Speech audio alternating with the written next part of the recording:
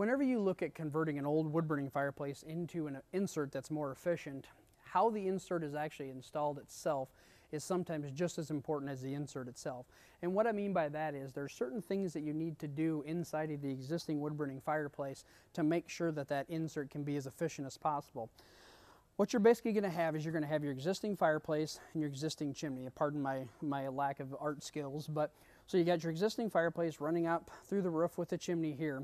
First thing we're going to do is we're going to have a liner that's going to drop down through that. Now this happens to be one of two liners on a gas insert.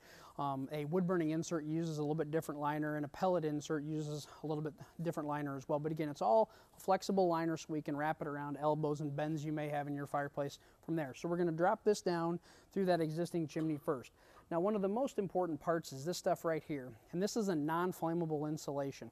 So what we'll do is on top of the fireplace right here where the damper is at, or sometimes if the fireplace is fairly small, up at the top of the chimney here, we're going to seal that off. So once the liner's in, we're going to pack this insulation around the liner here. That's probably the most important thing, because you're not getting cold coming down through that chimney when you're not using the fireplace. Now you probably notice, aside from when you're using the fire, you get heat there, but when you're not using the fire, you get a lot of cold trying to drop down through there. So again, the first thing we're going to do is put that box inside your existing fireplace from there. So now we got the box going on the inside. Again, you're going to have one liner that's going to take all the exhaust gases, so that hot air is going to come up and go out. But you're also at the same time with that other liner pulling air in, coming down into the fireplace itself.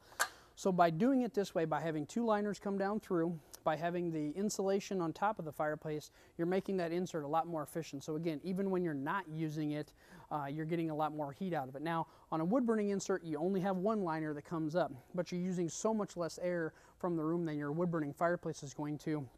It's going to be a lot more energy efficient that way. The last thing we do is once we put the liner in here is we're going to take a surround, which is a kind of a three-piece kit.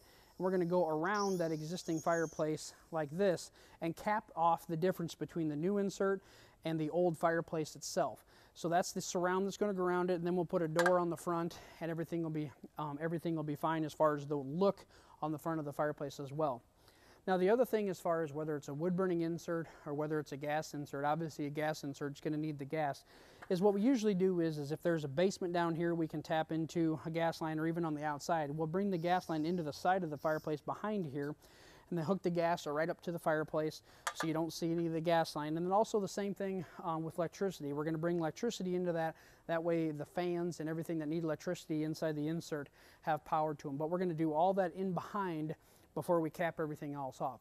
So once we're done, you'll have a whole brand new look on the inside of your home, but you'll also have a lot more energy efficient product than you had before.